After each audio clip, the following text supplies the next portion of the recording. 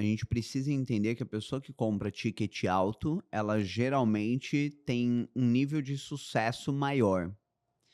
E existem algumas coisas importantes para quem tem um alto nível de sucesso. Por exemplo, praticidade, velocidade, ser algo de certa forma mais, entre aspas, cômodo, né. Então, por exemplo, se eu vou comprar algo, eu quero facilidade, eu quero agilidade, eu quero que seja prático, eu quero que eu não tenha que ir até o lugar e buscar e tal. Então esse é um primeiro ponto.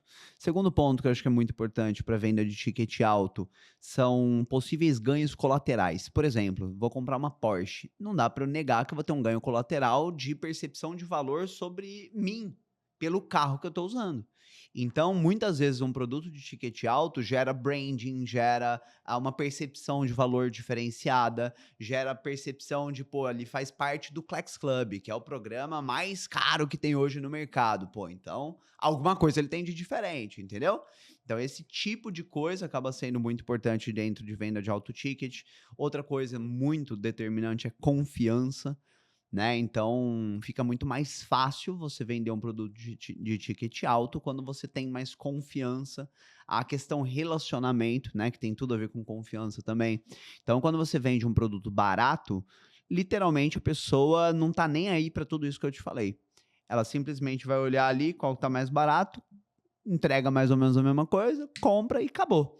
Agora, quando a pessoa olha para uma venda de ticket alto, é muito mais sobre ela olhar o todo, e aí o preço, ele se torna muito menos relevante. Vou dar um exemplo, eu estava vendo carro, e aí, cara, a hora que eu olhei, assim, eu estava em dúvida entre 2, eu falei: "Ah, o preço é um pouco diferente", mas a hora que aí eu falando com a minha esposa, né, ela falou assim: "Amor, muda um pouco do preço, né". Ela falou assim: "Amor, não muda um pouco, muda 200.000 de um para o outro, é um carro que muda de diferença, porra".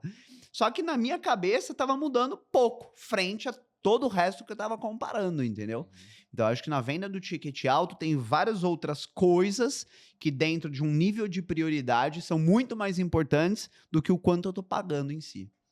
Bacana. Uma coisa super interessante é o que a gente fala sobre isso com os vendedores nossos, né? Que quando você está comprando, por exemplo, um imóvel em Miami, né? É bem isso que você falou. Você tem muito mais do que simplesmente um imóvel. Você Uhum, compra acesso, né? Quem que vai uhum, estar naquele condomínio contigo, né? Quem exato. vai estar naquele clube de proprietários contigo? Então você compra acesso, você compra mentalidade diferente, você começa a pensar de uma forma diferente, né? Então você é muito além simplesmente do que a compra do imóvel. Então é importante entender também o que o cliente está buscando naquela compra, né? Não é só o Sim. produto por si só.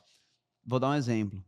Eh, eu já tive caso de amigo que estava na dúvida se comprava um Rolex, e aí ele comprou, entrou num grupo de quem só tem Rolex e teve ROI de estar no grupo. Então, Sim, assim, não foi nem sobre o relógio, entendeu? Foi sobre estar naquele grupo que você só pode estar no grupo se você comprou o relógio. sim.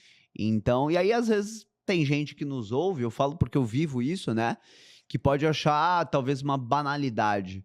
Eu simplesmente encaro como um filtro, né, se a pessoa entrou no programa XPTO de Mastermind, cara, porra, é altamente improvável essa pessoa ser uma fraude, né, se ela tá lá, pô, algum motivo tem. Então, acaba sendo uma forma de você se conectar inclusive com semelhantes, né. Uhum. Quando você, pô, quando eu te encontrei lá no Volpe, eu falei: "Porra, ele é dos meus, tá se importando com a saúde, tá investindo nisso". Sim. Então não tem como, a gente quer fazer negócio, quer estar junto com pessoas que têm características, uma mentalidade, uma forma de pensar parecido com a nossa. E muitas vezes o tipo de produto que usa, o tipo de rotina que tem, mostra isso, né. Sim, exato. Léo, vamos lá. Pensando no mercado de high ticket, né? Que ele é diferente do Uhum. mercado de vendas de menor ticket que a gente tinha falado, né? Às vezes, a pessoa ela deseja ir para esse mercado, mas ela ainda não tem os atributos, né? Quais seriam os atributos que você acredita que seriam essenciais para quem quer iniciar no mercado de high E eu ticket? queria até complementar, né? Não só os atributos, como ela também está num meio diferente, né? Uhum. Então, assim, ela não tem a carteira dela não compra ainda o raio ticket, né? Então, ela tem uma Uhum. carteira diferente. Então, ela tem que migrar tanto o comportamento, quanto também a questão ali de acessar esse novo mundo. Tanto para Legal. quem quer iniciar como para quem quer migrar, né? A gente conhece no mercado muitas pessoas, às vezes, que eles vendem aquele ticket baixo, e aí o cara é um vendedor muito bom, e aí ele vai dar o próximo passo. O próximo passo para o vendedor, Sim. tem uma hora que ele já chegou, talvez, no seu nível máximo de vendas ali daquele produto, e aí ele vai, o próximo nível para ele seria aumentar o ticket do produto. Só que quando Sim. ele vai, ele não consegue ter o sucesso, né? Boa. Então tem tanto a pessoa que vai migrar como a pessoa que quer iniciar do zero, Sim. né? Muito bom. Pergunta complexa. Vamos lá.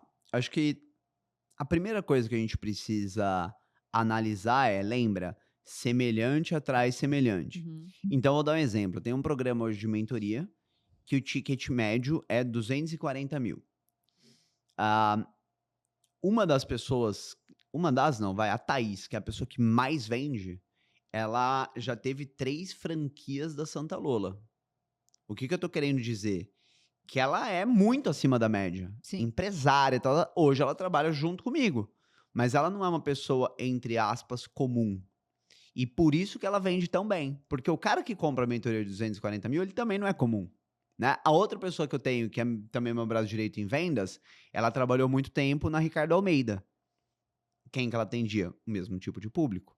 Então, acho que a primeira coisa que a pessoa precisa refletir é que o que ela pode tomar de decisões, ações, para que ela tenha mais conexão e semelhança com esse cliente que compra ticket alto. Exemplos. A forma de se vestir. E não necessariamente ela tem que usar algo de marca e tal, mas, cara, ela tem que estar alinhada, entendeu? Ela tem que estar bem cuidada, porque esse cara, ele vai olhar pro vendedor que tá de qualquer jeito e não vai gerar conexão. Sim. Não é sobre, mas ele tá me julgando. Não, desculpa, mas assim, a primeira impressão fica, entendeu? Então, a forma que você se posiciona, a forma que você se veste, que você se posiciona no sentido de autoconfiança mesmo. Terceira coisa. Esse podcast vai ser polêmico, hein, gente? Vamos lá. Cara, mas, por exemplo, terceira coisa que é importante, e claro que nada do que eu tô falando é regra, mas são coisas que tendem a gerar impacto. Uma pessoa que tá mal cuidada, agora no sentido até de saúde, pô, o cara chegou, tá cheirando cigarro, tá, pô, super acima do peso, tudo esquisito, não fez não cuida do cabelo, não cuida de nada, já gera ele não é dos meus, entendeu? Sim. Então, Como é que ele vai cuidar de um investimento meu se ele não exato, cuida se ele não nem cuida dele? dele, entendeu? Se ele não tá nem aí pra família dele, se ele não tá se cuidando, ele não tá ligando pra família, entendeu? Sim. Então, esse seria um primeiro macro, vamos dizer assim. Segundo ponto que eu acho que é importante, a pessoa entender as características de cada tipo de negócio. Porque, por exemplo, talvez para você vender um imóvel de, sei lá, 300 mil reais, o cara nem olha, ele compra na internet ali, por quê? Porque não é um produto imobiliário, é um produto financeiro, aprovou o financiamento, tô dentro, é minha primeira casa e acabou, entendeu? Faz sentido? Faz. Então, aprovou o financiamento, tô dentro. Tô nem aí se o azulejo é verde, se é preto, se é amarelo, se é verde. Sim. Tô nem aí. Agora, vou vender uma casa de 3, de 5, de 10 milhões de reais. Não, peraí. Não, mas não é possível que vocês colocaram uma cadeira que não tem o selo tal.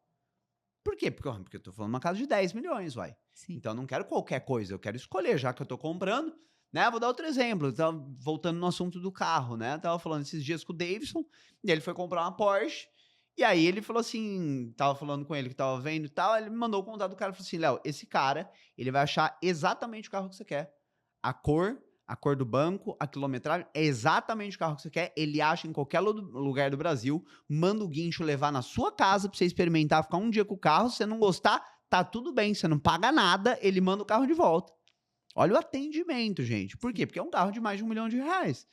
Então, o que eu tô querendo dizer com isso, no fim, a gente vê vendedores que vieram de um tipo de venda, migrando para um novo tipo de venda, que tem outras características, outro tempo médio de venda. Então, por exemplo, quando eu vendia a mentoria de 20, 30 mil, era muito comum, o Denis gostou, comprou agora, acabou. Agora, uma de 240 já fica um pouco mais incomum. Sim. É difícil o cara falar assim, não, tô dentro agora, acabou, vambora. É. Né, o tempo médio de venda do Clex Club, por exemplo, que hoje tá quase 500 mil, é mais de 30 dias. Então, do dia que o cara conhece pro dia que ele compra, não é um dia. Por quê? Porque é uma decisão um pouco mais complexa. Só que o abençoado do vendedor, ele quer achar que ele vai continuar vendendo a Montblanc igual ele vendia a Bic. Não vai, é outro tipo de venda.